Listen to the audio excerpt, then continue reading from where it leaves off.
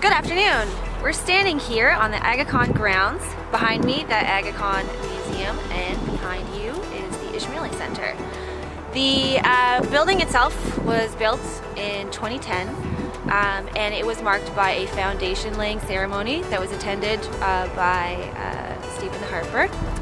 The grounds were purchased from Shell Corporation and Bata Shoes headquarters. They demolished the Bata Shoes headquarters, which was controversial because many considered the building itself to be a work of modern architecture and had merits as a heritage site. However, they did demolish the headquarters and rose the AgaCon Museum from those grounds. Inside are wares generally of Eastern cultures, more specifically Islamic art. The building hosts a number of venues, including an internal courtyard where they host exhibitions, gallery spaces, museum spaces, a restaurant, school, classrooms, you name it. It's a multifunctional building. It even has a yurt. It even has a yurt in the courtyard. You may notice that the building itself is a soft white matte material. It's Brazilian white granite, and it's been finished to a nice low luster. And there are other features surrounding and inside the building that are reflective in nature, but this building, in the spirit of modernism, maintains its planar, flat, white, planar zone. So while still speaking in the language of modern architecture, it's breaking rules and finding a new way to express the simplicity and pragmatic nature of modern architecture. Behind us is the Ishmaeli building.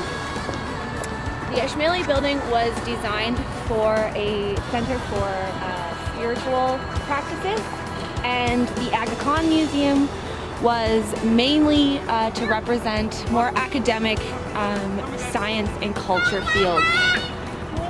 It is glorious against the dark gray sky. It has got a semi-translucent glazing, which sort of lends to the ephemeral quality of the building itself.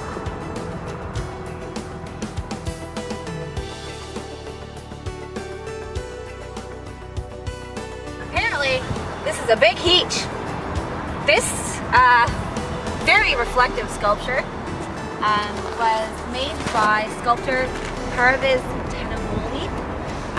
It's called Big Heat, which just in Persian, heat just means nothingness. So in Persian culture, nothingness, God created the universe out of nothing. So nothingness and everything are very much so entwined. So I think that is what this sculpture is trying to get at, nothing and everything. And that is sort of reflected in its very reflective nature. Sort of seems to offer itself up back out to the viewer.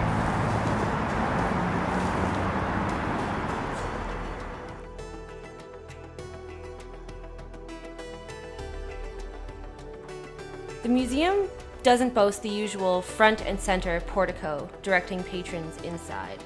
The entrance is around the back of the building, so you must look for signage, like a map, to find the entrance.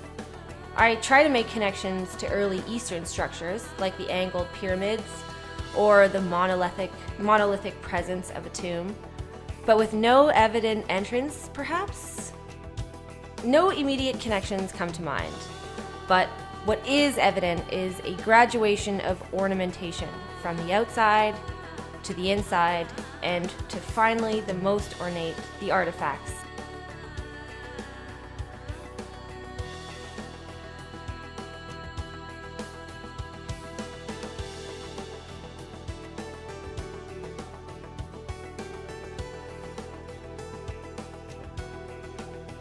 All throughout the building, there are these patterned partitions that separate the spaces, but they do not obstruct sightlines or light like this wooden lattice here.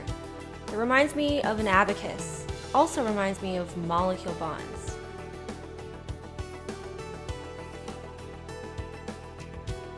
The Bellerive room is the first room you encounter. It showcases some incredible ceramics, some dating back to as early as the 9th century. The room was originally conceived for the prince and princess for their Swiss chateau just outside of Geneva. The room was reimagined for the museum, and their website describes the room as an ornate environment, and I could not agree more.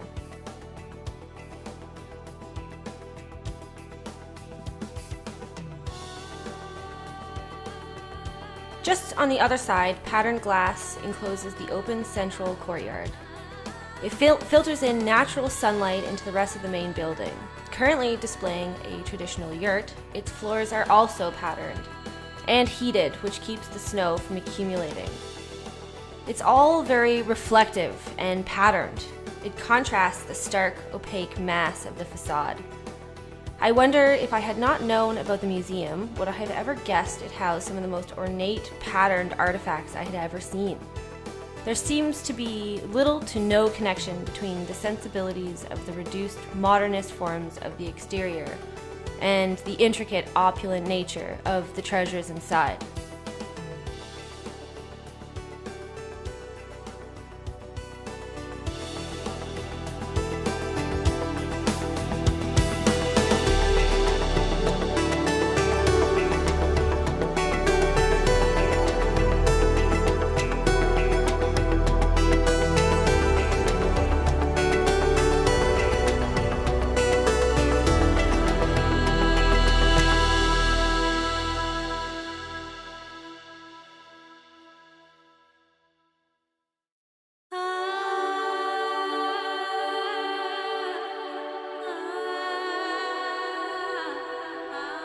The stated aim of the foundation is to bring awareness of Islamic and Eastern cultures to the general population. But the site is located 12 miles north of downtown and is not easy to get to. And the curb appeal is underwhelming. The building doesn't exactly scream, "Come on in, kids, it's fun." Artifacts are those of sultans, princes, and princesses. There is little about the story of the everyday, nothing about the serfs or peasants or slaves, and of course the Aga Khan is a very wealthy man himself. Elitist might be a bit harsh, but it's certainly not populist. The Hindi Mandir building in Etobicoke is a striking contrast.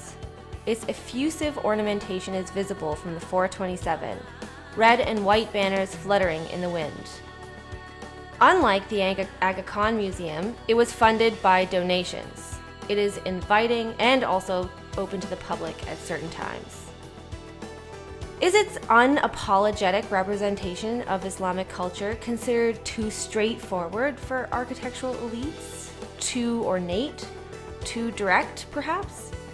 It begs the question considering the museum's status in the architectural world, winning awards left and right.